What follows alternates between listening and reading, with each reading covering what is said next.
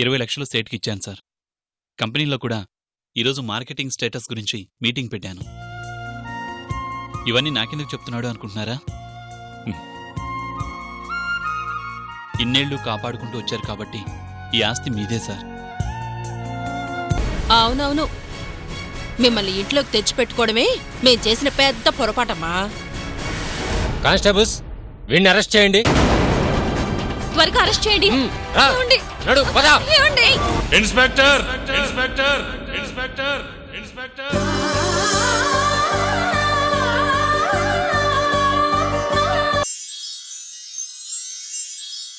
మా నాన్న ఎందుకిలా చేస్తున్నాడు? ఆస్తి ఏం చేయాలనుకుంటున్నాడు? ఏం అర్థం కావడం లేదు. మళ్ళీ ఏం చేశాడు మావయ్య? ఏముందమ్మా, కొత్తగా ఎవన్నో మేనేజర్గా పెట్టుకున్నాడంట. వాడు ఈరోజు 20 లక్షలు కాజేశాడంట.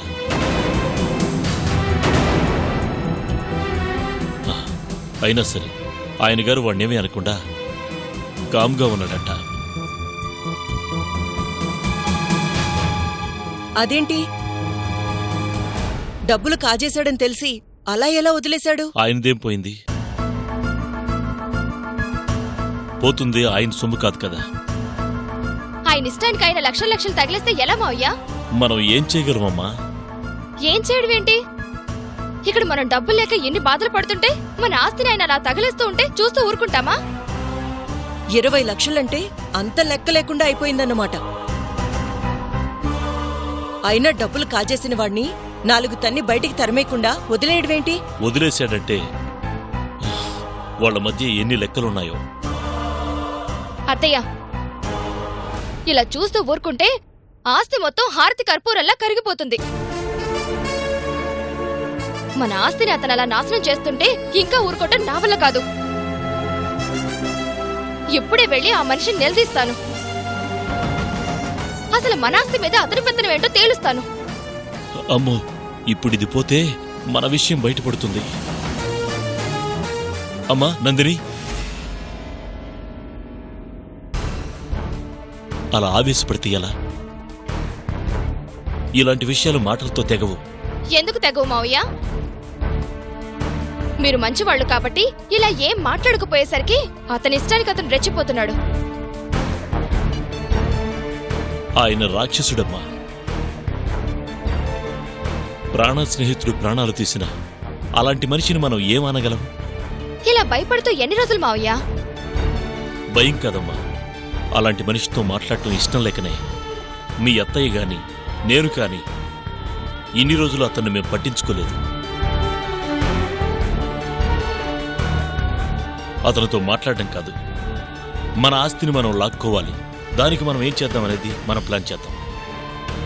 సునంద, అమ్మాయికి నువ్వైనా చెప్పు. అవునమ్మా, మనం కూర్చొని ప్లాన్ చేద్దాం. ఒంటరిగా నువ్వు ఆ ఇంటికి వెళ్ళడం ఎందుకు? సరే అత్తయ్య, ఆ చేసేదేదో త్వరగా చేద్దాం. లేదంటే మన ఆస్తి మొత్తం కాజేస్తారు. అలాగే.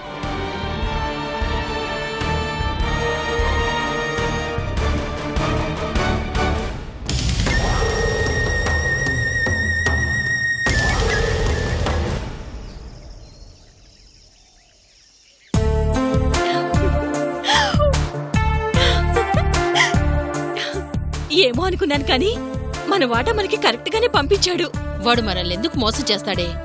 చేస్తే మాత్రం ఊరుకుంటామా ఏంటమ్మా? ఇంత డబ్బు చూసి ఎన్ని రోజులైందో. ఈ డబ్బుతో ఏవేవో కొనుక్కోవాలనిపిస్తోందమ్మా. నాక్కూడానే. మా అన్నయ్యని పనిలోంచి తీసేశాక వేలు చూడడమే కష్టమైపోయింది. అలాంటిది 10 లక్షలు చూసేసరికి మాటలు రావడం లేదే. సరే, ఈ డబ్బుతో అర్జెంటుగా ఏం చేద్దామమ్మా? బంగారం రేటు బాగా తగ్గినట్టుందే. వెళ్ళి బంగారం కొనుక్కుందామా? నిజమేనమ్మా, ఒంటి మీద సరైన బంగారం లేక ఈ మధ్య ఫంక్షన్కి వెళ్లడం కూడా మానేశాం. సరే, ఆలస్యం ఎందుకు? ఈ డబ్బు మళ్ళీ ఎవరైనా కంటపడిందంటే లేనిపోని తలనొప్పి ఎందుకు? పద వెళ్దాం. అవునమ్మా, సరే. పద పద పద. అమ్మయ్యా.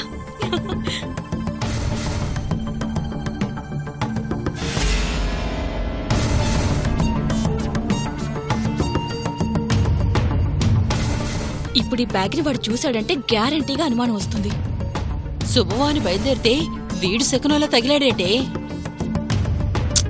వీడి ఇంట్లోనే ఉన్నాడనుకోలేదమ్మా. సరే, షాపింగ్కి మళ్ళీ పోదామా? బయలుదేరాక ఆగడం ఎందుకు? ఆగకపోతే వాడి కంట పడతాం. ఏముంది ఏంటి అని అడ్డమైన ప్రశ్నలు వేస్తాడు. మనల్ని మీ నాన్న దగ్గర ఇరికిస్తాడు.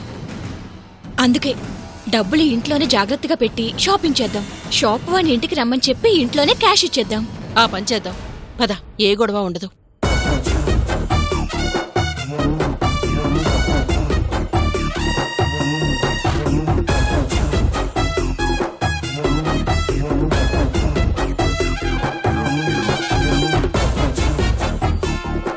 త్వరగా పెట్టేవే.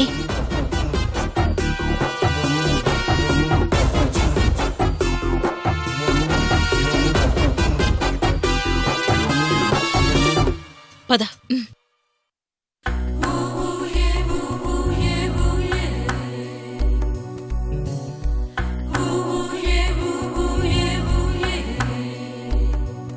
Hi Pankajam, oh my darling. అబ్బో, దొరగారేదో మంచి హుషారు మీదున్నారే. ఉండదా మరి, చూడు నీకోసం ఏం తెచ్చాను. టటడాయ్. అయ్యో బాబోయ్, ఇంత డబ్బా! మరేమనుకున్నావు? ఈ చిన్న జమీందారు పశుపతి అంటే ఏంటి, మీ నాన్నగారేమైనా పోయారా? ఆస్తంతా వచ్చినట్టుంది. ఆస్తొచ్చుంటే డబ్బుతో కాదు, నీకు బంగారంతో అభిషేకం చేసుండేవాణ్ణి. అబ్బా, ఆ ఆస్తితో త్వరగా వస్తే బావుండు. వస్తుందిలేవే, రాకెక్కడికి పోతుంది. ఈ డబ్బు ప్రస్తుతానికి మన ఖర్చుల కోసం తీసుకొచ్చాను. ఏమైనా నేనంటే ప్రేమ ఎక్కువే. అబ్బా, లేకుండా ఎలా ఉంటుంది? అందుకే కదా మనకు 6 నెలలు ఏ కష్టం రాకుండా ఈ డబ్బులు తీసుకొచ్చాను. వీటిని తీసుకెళ్లి బీరువాలో పెట్టినా? బీరువాలో పెడతావో, షోకేసులో పెడతావో, ఫ్రిడ్జ్ లో పెడతావో నీ ఇష్టం. నీకోసం తెచ్చిన డబ్బు నీ ఇష్టం వచ్చినట్టు చేసుకో. కాకపోతే నన్ను మాత్రం బాగా చూసుకోవాలమ్మా. అంటే డబ్బులిస్తేనే బాగా చూసుకుంటానా మిమ్మల్ని? మీ డబ్బు నాకేం వద్దులే, తీసుకెళ్లి మీ ఇంట్లో పెట్టుకోండి. అబ్బో, అలాగే. అదేంటోనే, నువ్వు అలిగినప్పుడు ఇంకా అంతంగా ఉండవు. నిన్ను వెంటనే ఏదో ఒకటి చేయాలనిపిస్తుంది. ఈ మాటలు మాత్రం బాగా చెప్తారు. మాటలు కాదు బంగారం, అర్జెంటుగా ఈ మంచం నిండా మల్లెపూలు చల్లి, పాల గ్లాసు బదులు మందు గ్లాసు పట్టుకొని, స్వీట్స్ బదులు 4 రకాల స్నాక్స్ పట్టుకొని, అగరత్తుల బదులు 4 సిగరెట్లు తెస్తే అప్పుడు మాట్లాడుకుందాం. అబ్బో, అయ్యగారికి ఎంత తొందర. పంకజం, ఇదిగో మందులోకి స్నాక్స్ మాత్రం గాల్లో ఎగిరేవి, నేల మీద తిరిగేవి, నీళ్ళల్లో ఈదేవి, భూమిలో ఉండేవి, అలా 4 రకాలుండేలా చూడు. ఈరోజు 4కి దూల తీరిపోవాలి. మంచం మీద మల్లెపూలు నలిగిపోవాలి. త్వరగా త్వరగా త్వరగా రెడీ చెయ్యి.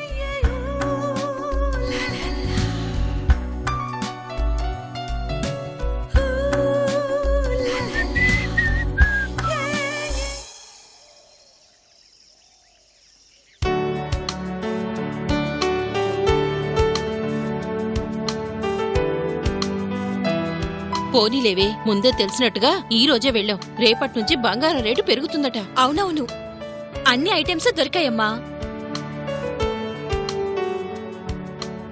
మేడం, ఒక నిమిషం ఇలా కూర్చో బాబు, ఇప్పుడే డబ్బులు తీసుకొస్తాను. అలాగే మేడం.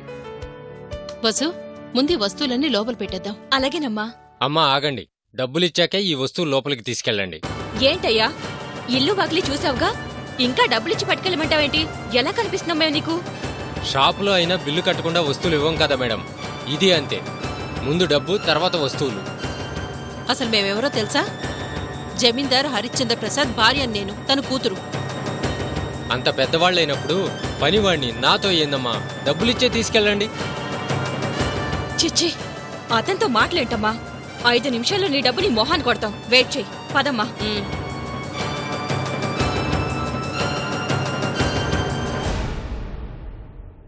ఈ పని వెదవులంతా ఇంతేనమ్మా. వాళ్లే ఏదో పెద్ద ఓనర్లైనట్టు ఫీల్ అయిపోతుంటారు. డబ్బులిచ్చి అప్పుడు చెప్తాను వాడి సంగతి.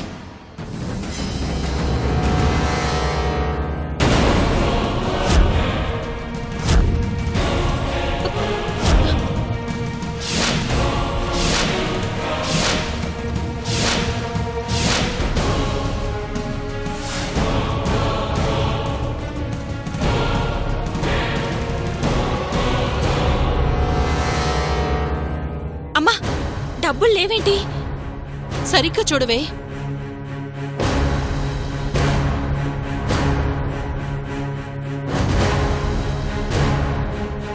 మన గదిలో డబ్బులు ఎవరు తీసుంటారమ్మా?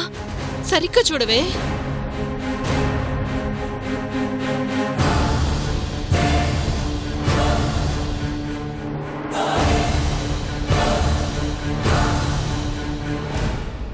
ఏంటండి ఏదో కంగారుగా ఉన్నారు? కంగారు మాకెందుకు?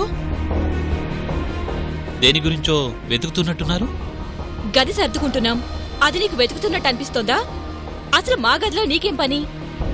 బయట ఎవరో వెయిట్ చేస్తున్నారు. మేడం వాళ్ళని కొంచెం త్వరగా రమ్మంటేను అది చెప్దామని వచ్చాను. చెప్పావు కదా, ఇక వెళ్ళు. అలాగే. మన టెన్షన్లో మనం ఉంటే మధ్యలో వీడొకడు. ఇంతలో డబ్బులేమయ్యాయమ్మా? ఏమవుతాయే, ఎవరో తీసే ఉంటారు. మన డబ్బులు ఎలా తీస్తారు? పని వాళ్ళని పిలిచి కడిగేద్దామా? వాళ్ళు చెప్తారంటావా? అప్పుడు అంత డబ్బు మనకెక్కడిది అని అడుగుతారు. దొరికిపోతామే. దాని గురించి మాట్లాడి మనల్ని మనం బయట పెట్టుకోవడం ఎందుకు గాని, ఇదిగో ముందు ఆ షాప్ అతన్ని మేనేజ్ చేయాలి. పద. ఏంటి మేడం ఇంతసేపా? మా ఓనర్ గారు ఇప్పటికే 10 సార్లు ఫోన్ చేశారు. అంటే అది ఇంకా అది ఇది ఏంటి మేడం? డబ్బులిస్తే వెళ్ళిపోతాను. అదేనయ్యా, ఆ డబ్బుల గురించే. మా మేనేజర్ని డ్రా చేయమంటే క్యాష్ డ్రా చేయలేదంట. రేపొచ్చి డబ్బులు తీసుకోవచ్చు కదా. ఏంటయ్యా అలా చూస్తున్నావు? జమీందార్ గారి ఫ్యామిలీ, మీరు ఆయన కూతురు. కొన్న వస్తువుకి బిల్లు కట్టడానికి డబ్బులు లేవు. డ్రా చేయలేదని చెప్తున్నాను కదా. ఎవరికి చెప్తారమ్మా కబుర్లు? మీలాంటి వాళ్ళని ఎంతమందిని చూసుంటాం. ఏయ్, ఎందుకు అలా అరుస్తున్నావు? అరవక దారిలో ఎన్ని కబుర్లు చెప్పారు? నెక్స్ట్ టైం వస్తే షాప్ అంతా కొంటామన్నట్లు బిల్డప్ ఇచ్చారు. ఏ కొనలేమనుకున్నావా? కొంటాం తర్వాతమ్మా, కొన్న వాటికి డబ్బులు ఇవ్వండి. డ్రా చేయలేదని చెప్తున్నానా? సరే, క్యాష్ లేదు, ఓకే మేడం, కార్డు ఇవ్వండి. అది లేదా ఆన్లైన్ నుంచి ట్రాన్సాక్షన్ చేయండి. ఓ ఓ అని కబుర్లు చెప్పడం కాదు. చేతిలో డబ్బులు లేనప్పుడు పెద్ద పెద్ద ఆశలు ఎందుకు? ఇలా ఎండల్లో మమ్మల్ని తిప్పడం ఎందుకు? అరవకు. నలుగురు వింటే మా పరువు పోతుంది. అబ్బో, పరువు మనుషులకి ఇది ఒకటి ఉంటుందని మీకు తెలుసా? ఈసారి మా షాప్కి వస్తే డబ్బులతో రండి. మరోసారి ఇలా చేస్తే షాప్లోనే కట్టిపడేస్తాం. ఇంకొక మాట వాగావంటే మొహం పగిలిపోద్ది. పోరా బయటికి. పోతామండి. వ్యాపారం వదులుకొని ఇక్కడే కూర్చుంటామా ఏంటి? ఉదయాన్నే తగిలారు దరిద్ర బేరం అని.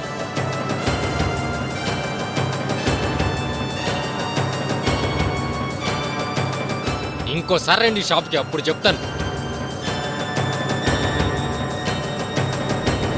ఏంటే వసు ఇలా జరిగింది? ఏమోనమ్మా, నాకేం తెలుసు? ఆ బ్యాగ్ ఎటు పోయిందో, డబ్బులు ఎక్కడికి పోయాయో అసలేమీ అర్థం కావడం లేదు.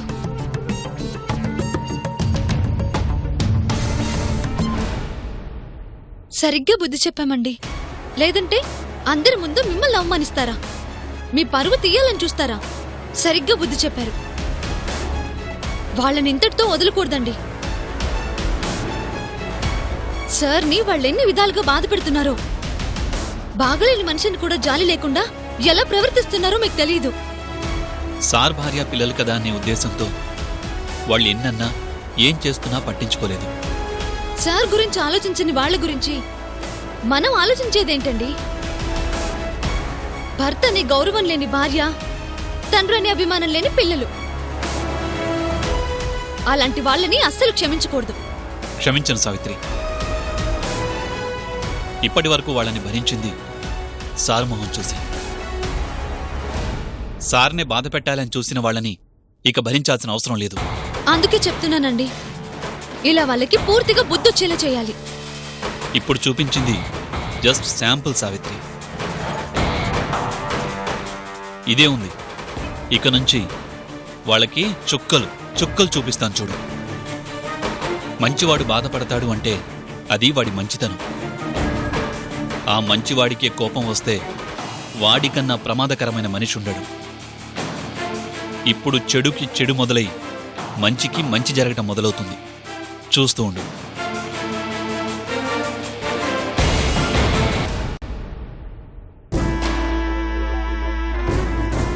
ఆ షాప్ వాడు ముందు పరువు పోయింది కదే.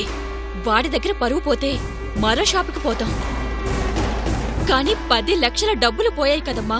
ఇలా వెళ్ళి అలా వచ్చేసరికి ఇంట్లో పెట్టిన డబ్బు ఎక్కడికి పోతుందే? అదే అర్థం కావడం లేదమ్మా. నాకెందుకో ఆ సత్యగాడి మీదే అనుమానంగా ఉంది. వాడు డేంజరే కాని మన రూంలోకొచ్చి డబ్బులు తీసేంత ధైర్యం వాడికెక్కడుందమ్మా? మరి ఎవరు తీసుంటారే? 10 లక్షలు కళ్ళకు కనిపించినట్టే కనిపించి మాయమైపోయాయమ్మా. మీ అన్నయ్యకు ఒకసారి ఫోన్ చేసి విషయం చెప్పు. వాడేమన్నా ఐడియా ఇస్తాడేమో. నిజమేనమ్మా.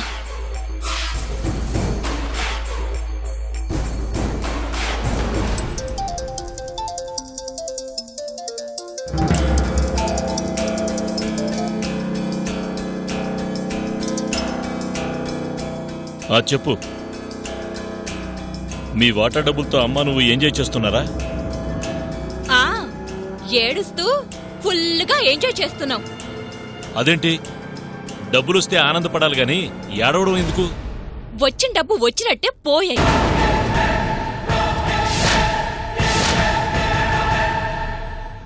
పోయాయా?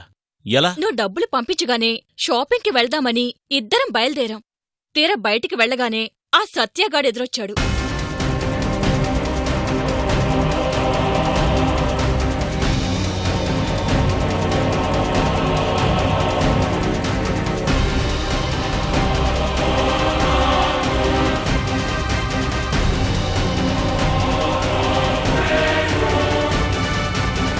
బుద్ధుందా మీకు?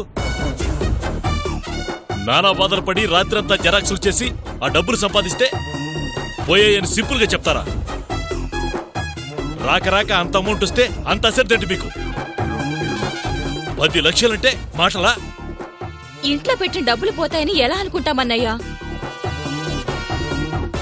ఏదన్నా ఐడియా చెప్తావని ఓదారుస్తావని నీకు ఫోన్ చేస్తే తిడతావేంటి?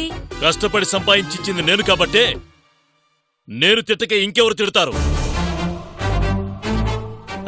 అమ్మా చెల్లెలకి ఏదైనా డబ్బిస్తే పోగొడతారా? ఇద్దరు కూర్చొని ఏడవండి. నేను చేసేదేమీ లేదు. అనయ్య అనయ్య ఏమన్నాడే? ఏమంటాడు? ఇద్దరిని కూర్చుని ఏడవమంటున్నాడు. అరే 10 లక్షలు పోయి అని ఎంత సింపుల్ గా చెప్తున్నారు. వాళ్ళ బాధలేవో వాళ్ళు పడతారు. నా వరకు నేను 6 నెలలు సరిపడా ఫుల్లుగా సెటప్ చేసుకున్నాను. 6 నెలలు కాలు మీద కాలేసుకుని దర్జాగా బతికేస్తాను. పంకజం 10 లక్షలు చూశాక పంకజాన్ని అసలు పట్టుకోలేకపోతున్నా. వస్తున్నాను పంకజం. అయ్యో, ఘోరం జరిగిపోయింది. ఏమైంది పంకజం? ఎందుకు ఏడుస్తున్నావు? ఏడుపు కాక ఇంకేం మిగిలింది నా జీవితానికి? నువ్వు అలా పోగానే ఇన్కమ్ ట్యాక్స్ వాళ్ళు వచ్చారు. ఇన్కమ్ ట్యాక్స్ వాళ్ళ? అవునయ్యా, వాళ్ళే.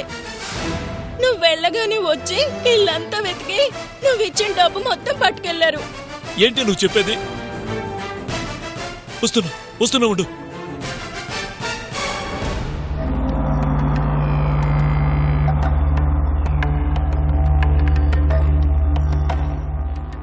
ఏంటి పంకజం, ఏమైంది? ఇన్కమ్ ట్యాక్స్ వాళ్ళు రావడం ఏంటి?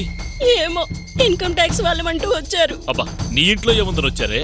ఏమో, నాకేం తెలుసు. వచ్చారు, చేతిలో ఫోన్ లాక్కున్నారు, కూర్చోబెట్టారు, ఇళ్ళంతా వెతికారు. ఉన్న డబ్బులన్నీ తీసుకొని ఇవెక్కడివి, ఎలా వచ్చాయి, ఎవరిచ్చారు అని నానా ప్రశ్నలు వేశారు.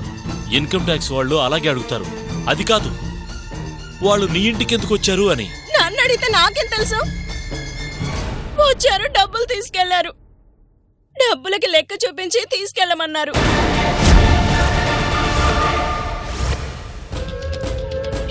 లెక్కలా? లెక్కలా అంటావే? ఇంట్లోంచి తెచ్చిన డబ్బులేగా, ఆ లెక్కలేదో చెప్పి తీసుకురాపో. ఇంట్లో నుంచి తెచ్చినవి కాదే, కొట్టుకొచ్చిన డబ్బులే. కొట్టుకొచ్చిన డబ్బులకు లెక్కలేని చూపిస్తానే. అమ్మో, అన్నీ అలా కళ్ళ ముందు పట్టుకెళ్ళిపోయారు. 6 నెలలు హాయిగా బ్రతకొచ్చు అనుకుంటే సచ్చినోళ్ళు ఇలా చేశారు.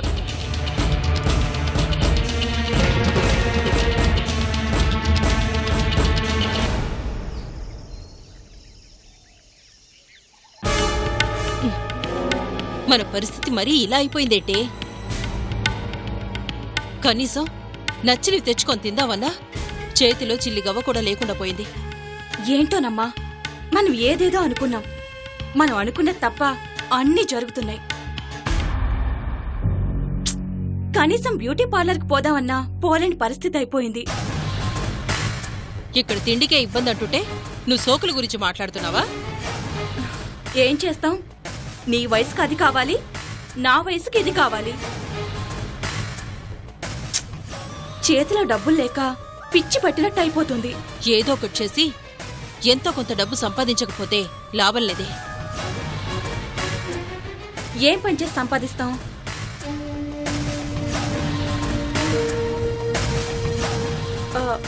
ఒక పని చేద్దామా? ఏంటే అది? అన్నయ్య, నేను అరే ఊరే అని పోయి అన్నయ్య అంటున్నావేంటి? విషయం ఏంటో? మాకు హెల్ప్ చేయాలి. హెల్పా? ఏంటది?